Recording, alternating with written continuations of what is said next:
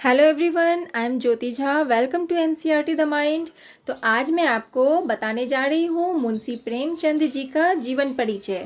तो आपने एनसीईआरटी के बारे में तो बहुत पढ़ा, तो आज मैं आपको कुछ अलग हटके बताऊंगी प्रेमचंद जी के बारे में।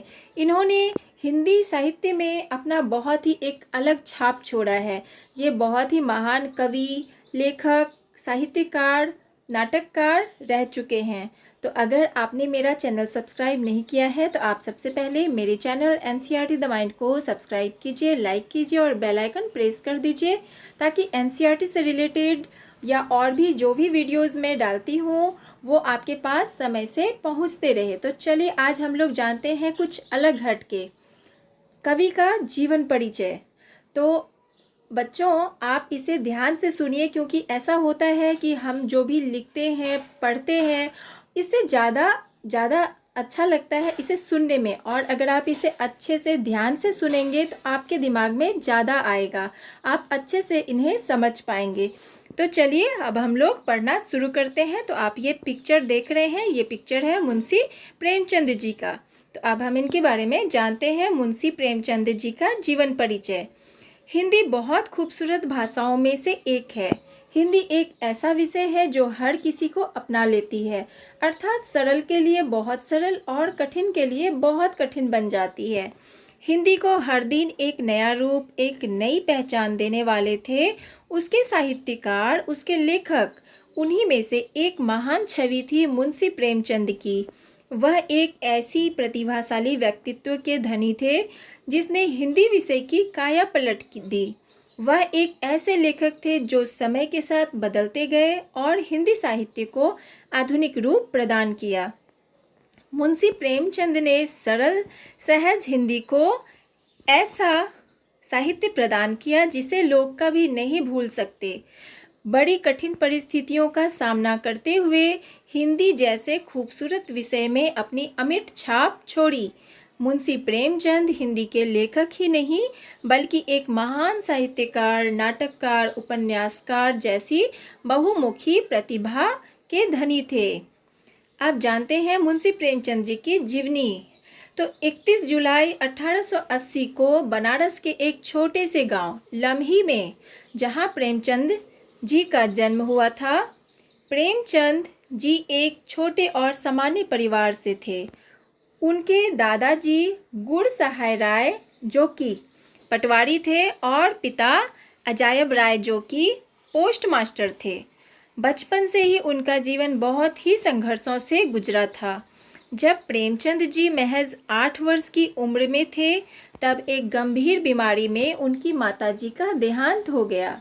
बहुत कम उम्र में माताजी के देहांत हो जाने से प्रेमचंद जी को बचपन से ही माता पिता का प्यार नहीं मिल पाया। सरकारी नौकरी के चलते पिताजी का तबादला गोरखपुर हुआ और कुछ समय बाद पिताजी ने दूसरा विवाह कर लिया। सौतेली माता ने कभी प्रेमचंद जी को पूर्ण रूप से नहीं अपनाया। उनका बचपन से ही हिंदी की तरफ एक अलग ही लगाव था, जिसके लिए उन्होंने स्वयं प्रयास करना प्रारंभ किया और छोटे छोटे उपन्यास से इसकी शुरुआत की। अपनी रुचि के अनुसार छोटे छोटे उपन्यास पढ़ा करते थे। पढ़ने की इसी रुचि के साथ उन्होंने एक पुस्तकों के थोक व्यापारी के यहाँ पर नौकरी करना प्रारंभ कर दिया, जिससे वह अपना पूरा दिन पुस्तक पढ़ने के अपने इस शौक को भी पूरा करते रहे। प्रेमचंद जी बहुत ही सरल और सहज स्वभाव के दयालु प्रवृत्ति के थे। कभी किसी से बिना बात बहस नहीं करते थे। दूसरों की मदद करने के लिए सदा तत्पर रहते थे। ईश्वर के प्रति अपार श्रद्धा रखते थे। घर की तंगी को दूर करने के लिए सबसे प्रारंभ में एक वकील के यहाँ 5 रुपया मासिक वेतन पर नौकरी की। धीरे धीरे उन्होंने खुद को हर विषय में पारंगत किया, जिसका फायदा उन्हें आगे जाकर मिला, एक अच्छी नौकरी के रूप में मिला और एक मिशनरी विद्यालय के प्रधानाचार्य के रूप में नियुक्त किए गए। हर तरह का संघर्ष उन्होंने हंसते हंसते किया और अंत में 8 अक्टूबर 1936 को अपनी अंतिम सांस ली।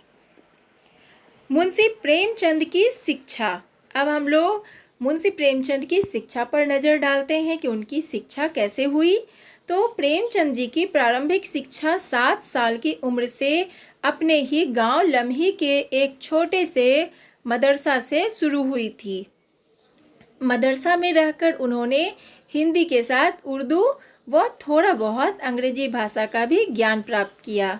ऐसे करते हुए धीरे धीरे स्वयं के बलबूते पर उन्होंने अपनी शिक्षा को आगे बढ़ाया और आगे स्नातक की पढ़ाई के लिए बनारस के एक कॉलेज में दाखिला लिया। पैसों की तंगी के चलते अपनी पढ़ाई बीच में ही छोड़नी पड़ी। बड़ी कठिनाइयों से जैसे तैसे मैट्रिक पास की थी, परंतु उन्होंने जीवन के किसी पड़ाव पर हार नहीं मानी और 1919 में फिर से अध्ययन कर बीए की डिग्री प्राप्त की। मुंशी प्रेमचंद जी का विवाह। अब हम लोग इनके विवाह के ऊपर नज़र डालते हैं कि प्रेमचंद जी बचपन से किस्मत की लड़ाई से लड़ रहे थे। कभी परिवार का लाड़ प्यार और सुख ठीक से प्राप्त नहीं हुआ। पुराने रिवाजों के चलते पिताजी के दबाव में आकर बहुत ही कम उम्र में 15 वर्ष की उम्र में उनका विवाह हो गया। प्रेमचंद जी का यह विवाह उनकी मर्जी के बिना, उनसे बिना पूछे एक ऐसी कन्या से हुआ जो कि स्वभाव में बहुत ही झगड़ालू प्रवृत्ति की और बदसूरत की थी। पिताजी ने सिर्फ अमीर परिवार की कन्या को देखकर विवाह कर दिया। थोड़े समय में पिताजी की मृत्यु हो गई। पूरा भार प्रेमचंद्र जी पर आ गया। एक समय ऐसा आया कि उनको नौकरी के बाद भी ज़रूरत के समय अपनी बहुमूल्य वस्तुओं को बेचकर घर चलाना पड़ा।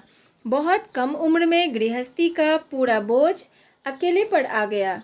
उसके चलते प्रेमचंद की प्रथम पत्नी से उनकी बिल्कुल ही नहीं जमती थी, जिसके चलते उन्होंने उसे तलाक दे दिया और कुछ समय गुजर जाने के बाद अपनी पसंद से दूसरा विवाह लगभग 25 साल की उम्र में एक विधवा स्त्री से किया। प्रेमचंद जी का दूसरा विवाह बहुत ही संपन्न रहा। उन्हें इसके बाद दिनों दिन तरक्की मिलती गई। अब मुंशी प्रेमचंद की कार्यशैली के बारे में जानते हैं कि प्रेमचंद जी अपने कार्यों को लेकर बचपन से ही सक्रिय थे। बहुत कठिनाइयों के बावजूद भी उन्होंने आखिरी समय तक हार नहीं मानी और अंतिम क्षण तक कुछ ना कुछ करते रहे और हिंदी ही नहीं उर्दू में भी अपनी बहुमूल्य लेखन छोड़ कर गए। लम्ही गांव छोड़ देने के बाद कम से कम 4 साल वह कानपुर में रहे और वहीं रहकर एक पत्रिका के संपादक से मुलाकात की और कई लेख और कहानियों को प्रकाशित कराया। इस बीच स्वतंत्रता आंदोलन के लिए भी कई कविताएं लिखी। धीरे धीरे उनकी कहानियों, कविताओं, लेख आदि को लोगों की तरफ से बहुत सराहना मिलने लगी, जिसके चलते उनकी पदोन्नति हुई और गोरखपुर तबादला हो गया। यहाँ भी लगातार एक के बाद एक प्रकाशन आते रहे। इस बीच उन्होंने महात्मा गांधी के आंदोलनों में भी उनका साथ देकर अपनी सक्रिय भागीदारी रखी। उनके कुछ उपन्यास हिंदी में तो कुछ उर्दू में प्रकाशित हुए। 1921 में अपनी पत्नी से सलाह करने के बाद उन्होंने बनारस आकर सरकारी नौकरी छोड़ने का निर्णय ले लिया और अपनी रुचि के अनुसार लेखन पर ध्यान दिया। एक समय के बाद अपनी लेखन रुचि में नया बदलाव लाने के लिए उन्होंने सिनेमा जगत में अपनी किस्मत आजमाने पर जोर दिया और वह मुंबई पहुंच गए और कुछ फिल्मों की स्क्रिप्ट भी लिखी, परंतु किस्मत ने साथ नहीं दिया और वह फिल्म पूरी तरह नहीं बन पाई, जिससे प्रेमचंद जी का नुकसानी उठानी पड़ी और आखिरकार उन्होंने मुंबई छोड़ने का निर्णय लिया और पुनः बनारस आ गए।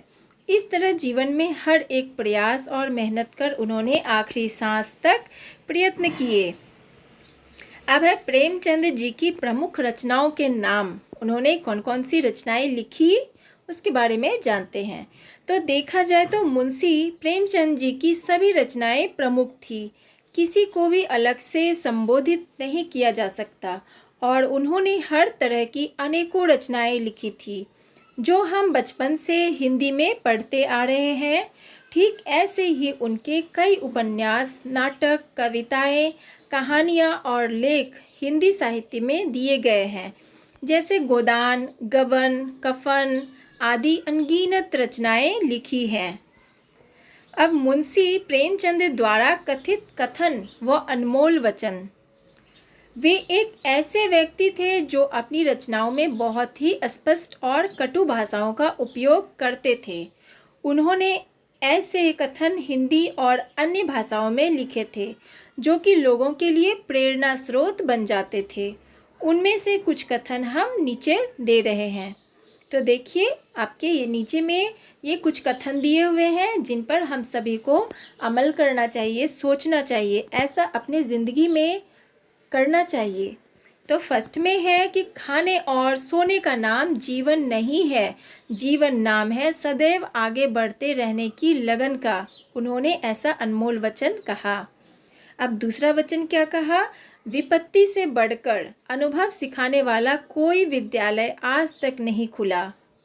तीसरा, धन होकर यदि हम अपनी आत्मा को पा सकें तो कोई महंगा सौदा नहीं है। सिर्फ उसी को अपनी संपत्ति समझो जिसे तुमने मेहनत से कमाया है। अन्याय का सहयोग देना अन्याय करने समान है। आत्मसम्मान की रक्षा करना हमारा सबसे पहला धर्म है। क्रोध में मनुष्य अपने मन की बात नहीं कहता, वह केवल दूसरों का दिल दुखाना चाहता है।